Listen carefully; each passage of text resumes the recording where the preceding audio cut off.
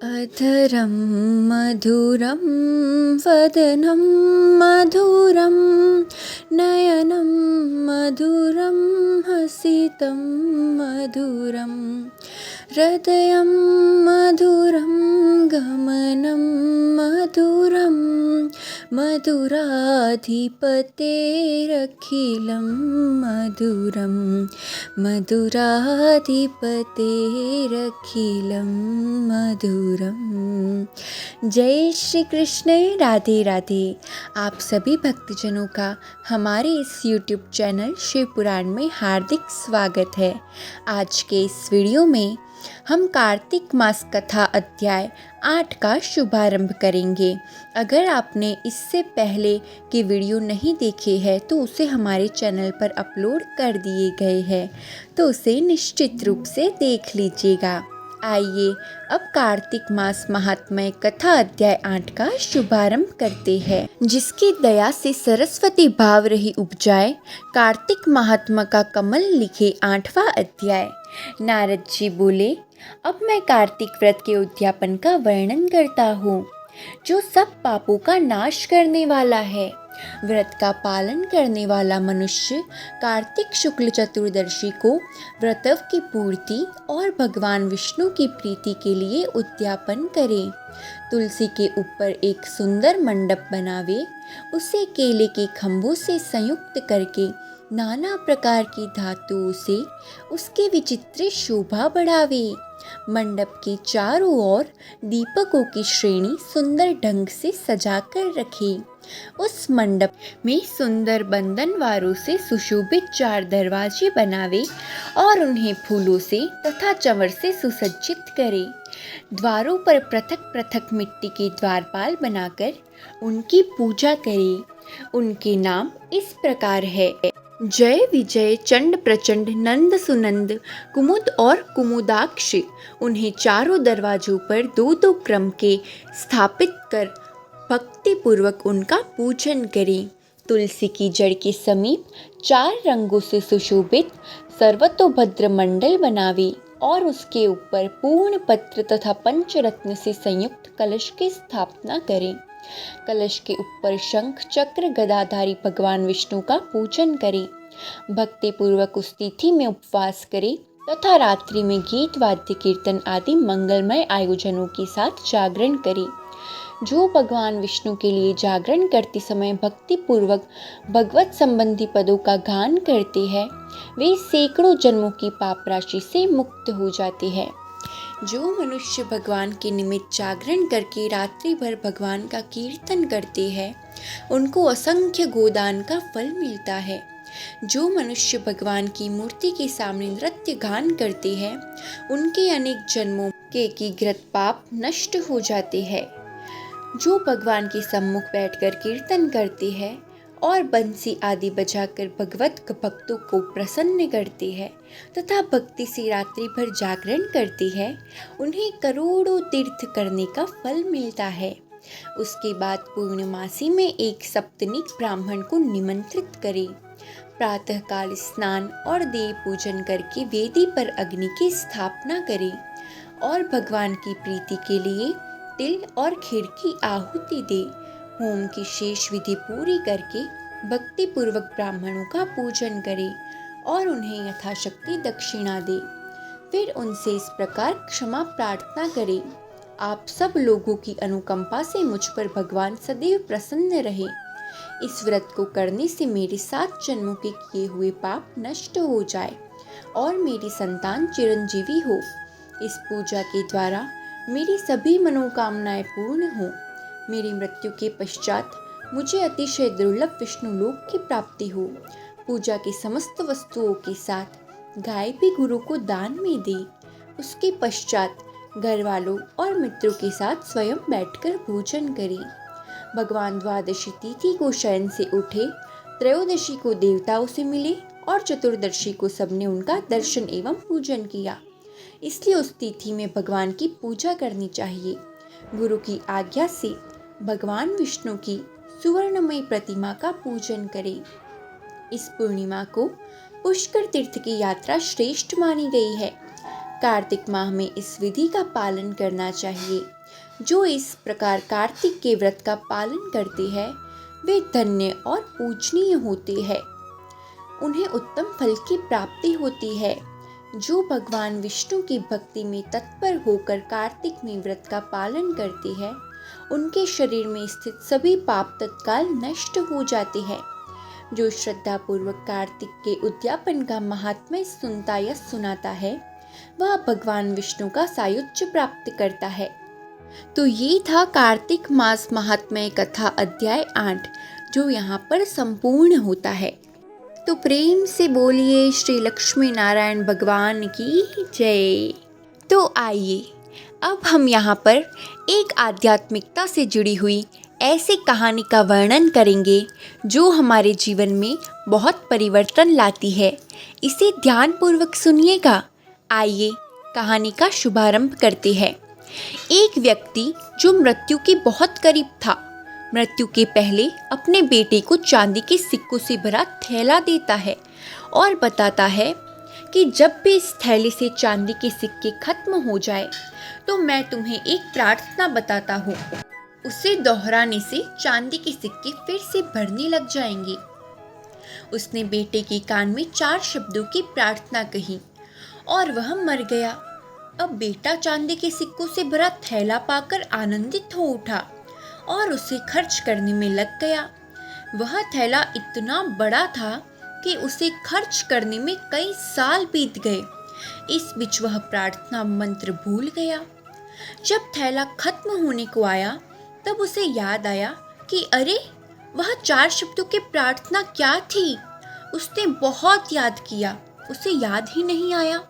अब वह लोगों से पूछने लगा।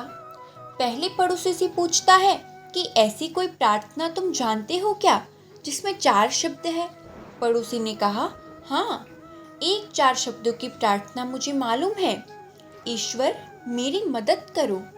उसने सुना और उसे लगा कि ये वे शब्द नहीं थे, कुछ अलग थे। कुछ सुना होता है तो हमें जाना पहचाना सा लगता है।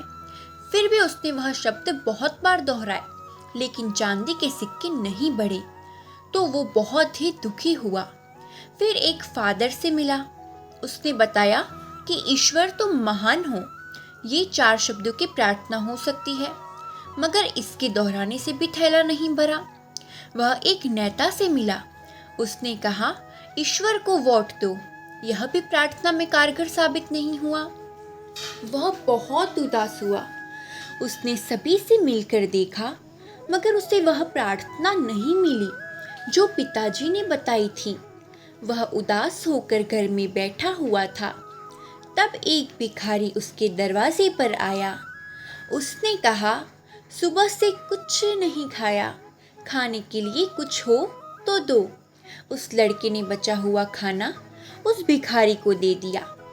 उस भिखारी ने खाना खाकर बर्तन वापस लौटाया और ईश्वर से प्रार्थना की, हे ईश्वर तुम्हारा धन्यवाद। अचानक वह चौंक पड़ा और चिल्लाया कि अरे यह तो वह 4 शब्द थे। उसने वे शब्द दोहराने शुरू किए कि हे ईश्वर तुम्हारा धन्यवाद और उसके सिक्के बढ़ते गए। इस तरह उसका पूरा थैला भर गया। इससे समझे कि जब उसने किसी की मदद की तब उसे वह मंत्र फिर से मिल गया।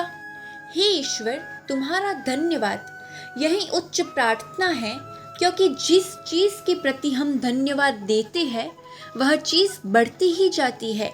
अगर पैसे के लिए धन्यवाद देते हैं तो पैसा बढ़ता है, प्रेम के लिए धन्यवाद देते हैं तो प्रेम बढ़ता है।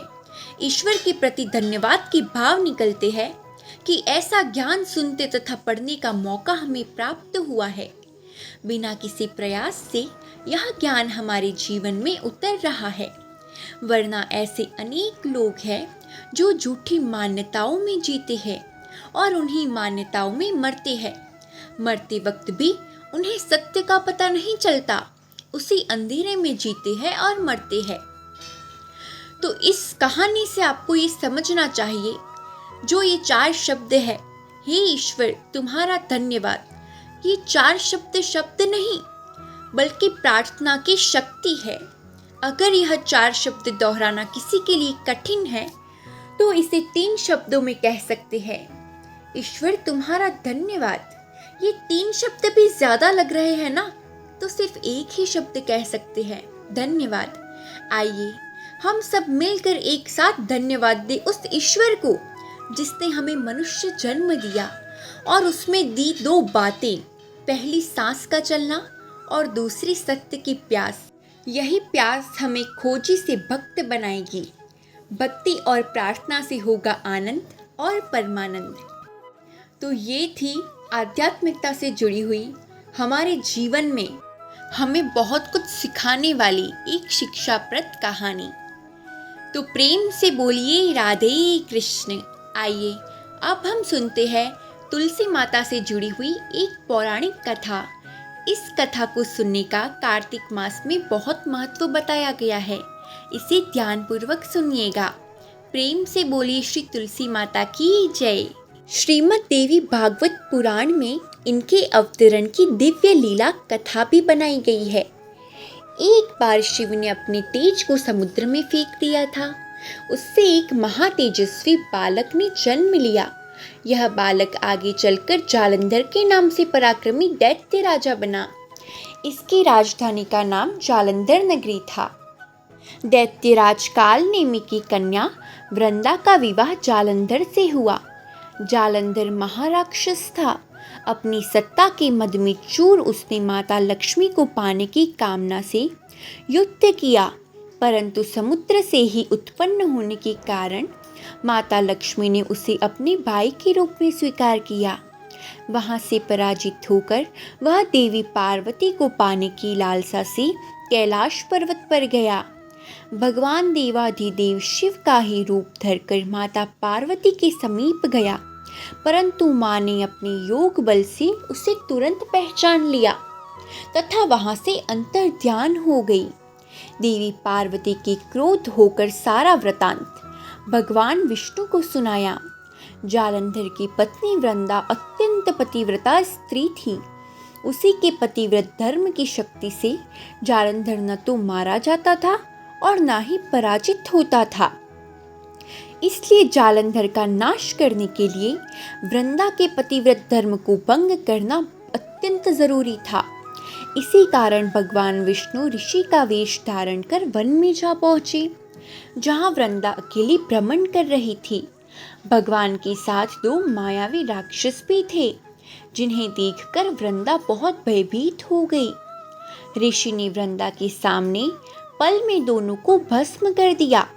उनकी शक्ति देखकर वृंदा ने कैलाश पर्वत पर महादेव के साथ युद्ध कर रहे अपने पति जालंधर के बारे में पूछा।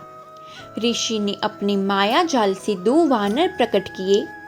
एक वानर के हाथ में जालंधर का सर था तथा दूसरे के हाथ में धड़। अपने पति की यह दशा देखकर वृंदा मूर्छित होकर गिर पड़ी।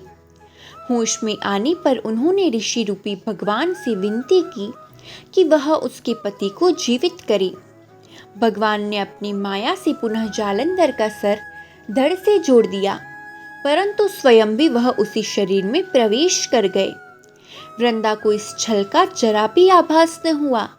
जालंधर बने भगवान के साथ वृंदा पतिव्रता का व्यवहार करने लगी, जिससे उसका सतीत्व भंग हो गया। ऐसा होते ही वृंदा का पति जालंधर युद्ध में हार गया। इस सारी लीला का जब वृंदा को पता चला तो उसने क्रोध में आकर भगवान विष्णु को शीला होने का श्राप दे दिया तथा स्वयं सती हो गई। जहां वृंदा भस्म हुई वहां तुलसी का पौधा उगा। भगवान विष्णु ने वृंदा से कहा, हे वृंदा, तुम अपने सतीत्व के कारण मुझे लक्ष्मी से भी अधिक प्रिय हो गई हो। अब तुम तुलसी के रूप में सदा मेरे साथ रहोगी।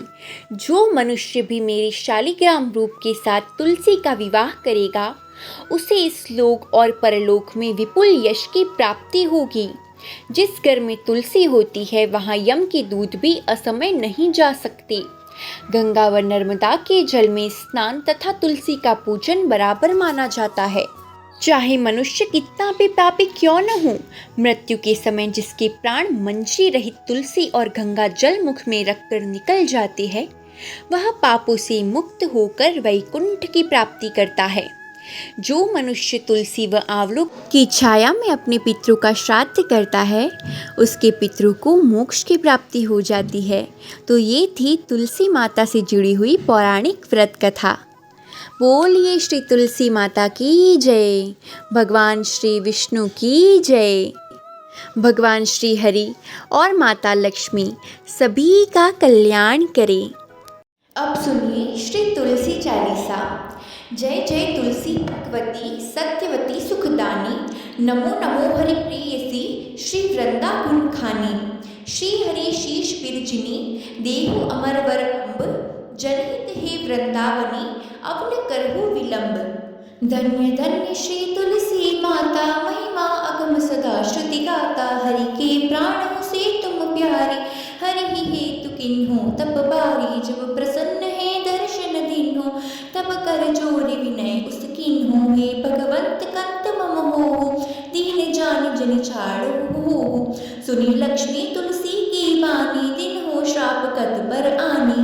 उस अयोग्य वर मांगन हारी, हो विटप तुम जड़ तनु तारी। सुनी तुलसी ही श्रप्यो ते ही ठामा, करहु वास तुहु नीचन तामा। दियो वचन हरि तब तत्काला, सुनहु सुमुखी जनी हो बिहाला। समय पाई मोह रूपाती तोरा, पूजिहु आस वचन सत मोरा।